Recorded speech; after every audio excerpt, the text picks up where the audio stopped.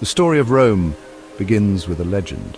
Twin brothers Romulus and Remus founded a city on the banks of the Tiber River in 753 BC. This city, named Rome after Romulus, grew from a humble settlement to a mighty empire. Early Rome was ruled by kings, some benevolent, others tyrannical. This monarchy, however, was not destined to last. In 509 BC, the Romans revolted against their last king, Tarquin the Proud. They established a new form of government, the Republic. The Republic was based on the principle of shared power. Instead of a king, 2 consuls were elected annually to lead the city. The Senate, a council of elders, advised the consuls and held significant influence. The transition from monarchy to republic was a defining moment in Roman history. It marked the beginning of a new era, one characterized by civic duty, public service, and the rule of law. The Roman Republic, though imperfect, became a model for later civilizations seeking to balance power and ensure liberty. The early centuries of the Republic were marked by constant warfare. Surrounded by hostile neighbors, the Romans fought tenaciously to defend their city and expand their territory. They gradually subdued the Etruscans to the north and the Samnites to the south. By the 3rd century BC, Rome had asserted its dominance over the Italian peninsula. With Italy under their control, the Romans turned their attention outward. They clashed with the powerful Carthaginian Empire in a series of conflicts known as the Punic Wars. These wars lasted for over a century and tested the limits of Roman resilience. In the end, Rome emerged victorious, destroying Carthage and establishing itself as the dominant power in the Western Mediterranean. Roman expansion continued under the late Republic. Victories against Macedonia and the Seleucid Empire brought Greece and the Eastern Mediterranean under Roman control. By the 1st century BC, the Roman Republic had transformed into a vast empire stretching from Spain in the west to Syria in the east. The Roman Republic, despite its military triumphs, was plagued by internal strife. Social tensions, political corruption, and ambitious generals vying for power led to a series of civil wars. Out of this chaos emerged Gaius Octavius, the adopted son of Julius Caesar. Octavius, later known as Augustus, skillfully maneuvered through the political landscape. He defeated his rivals, including Mark Antony and Cleopatra, and emerged as the undisputed ruler of Rome. In 27 BC, the Senate bestowed upon him the title Augustus, marking the beginning of the Roman Empire. Augustus's reign ushered in a new era of peace and prosperity known as the Pax Romana. He consolidated Roman rule, reformed the army, and established a stable government. While maintaining the facade of the Republic, Augustus effectively established a monarchy, in all but name. The Pax Romana, a period of unprecedented peace and prosperity, lasted for over 2 centuries. With secure borders and efficient administration, the Roman Empire flourished. Trade routes thrived, connecting distant corners of the empire. Agriculture prospered, feeding a growing population. Under the Pax Romana, Roman culture reached its zenith.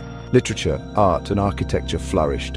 Writers like Virgil and Ovid produced literary masterpieces that would inspire generations to come. Architects and engineers constructed impressive buildings, aqueducts, and roads, many of which still stand today as testaments to Roman ingenuity. The Pax Romana was a time of relative peace, but it was not without its challenges. Revolts occasionally erupted in the provinces, and emperors faced internal threats from ambitious rivals. However, the empire's institutions proved resilient, and the Pax Romana endured, leaving an indelible mark on Western civilization. Section 5. Engineering marvels, roads, aqueducts, and monuments. The Romans were renowned for their engineering prowess, and their architectural achievements stand as testaments to their ingenuity. Roman roads, built for efficient transportation of troops and goods, crisscrossed the empire. These roads, built with layers of stone and gravel, were remarkably durable. Some Roman roads still exist today, a testament to their quality. Aqueducts, another marvel of Roman engineering, brought fresh water to Roman cities. These structures, often spanning miles, used gravity to transport water from distant sources. The aqueducts supplied public baths, fountains, and private homes, greatly improving the quality of life in Roman cities. Roman architects and engineers also constructed impressive monuments, temples, and public buildings. The Colosseum, a massive amphitheater capable of holding over 50,000 spectators, hosted gladiatorial combats and public spectacles. The Pantheon, a temple dedicated to all gods, featured a massive dome that remains the largest unreinforced concrete dome ever built. Section 6, a legacy of law and culture, Roman impacts. The Roman Empire's legacy extends far beyond its impressive architectural achievements. Roman law, with its emphasis on justice and due process, had a profound impact on legal systems throughout the world. Principles such as innocent until proven guilty and the right to a fair trial have their roots in Roman law. Roman culture, a blend of Greek, Etruscan, and Roman traditions, influenced art, literature, language, and philosophy. Latin, the language of ancient Rome, spread throughout the empire and became the basis for many modern European languages. Roman art and literature, inspired by Greek models, continued to influence artists and writers for centuries. The Roman Empire played a crucial role in shaping Western civilization.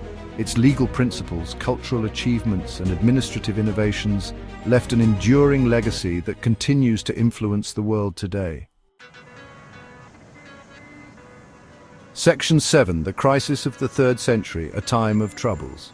The 3rd century AD marked a turning point in Roman history. The Pax Romana, which had brought centuries of peace and prosperity, began to unravel. A series of crises, both internal and external, threatened to tear the empire apart. On the frontiers, the empire faced renewed pressure from barbarian tribes. The Goths, Franks, and Alemanni launched increasingly bold raids into Roman territory. The Roman army, stretched thin by constant warfare, struggled to contain these threats. Internally, the empire was plagued by economic instability, political corruption, and civil war. A rapid succession of emperors, many of whom met violent ends, further weakened the empire. The crisis of the 3rd century, as it came to be known, pushed the Roman Empire to the brink of collapse. Section 8, the fall of giants, the decline and legacy of Rome. The Roman Empire, weakened by internal strife and external pressure, entered a period of decline in the 4th century AD. Emperor Diocletian attempted to address the empire's problems through a series of reforms. He divided the empire into east and west, hoping to make it more manageable. He also implemented economic and social reforms aimed at stabilizing the empire. Despite Diocletian's efforts, the Roman Empire continued its slow decline. In 395 AD, the empire was permanently divided into the Western Roman Empire and the Eastern Roman Empire, also known as the Byzantine Empire. The Western Roman Empire, beset by economic woes and barbarian invasions, collapsed in 476 AD when the last Roman emperor, Romulus Augustulus, was deposed by the Germanic general Odoacer. The fall of the Western Roman Empire marked the end of an era. However, the legacy of Rome lived on. Its legal principles, cultural achievements, and language continued to influence Western civilization for centuries to come. Even in its decline, Rome's impact on the world remained profound.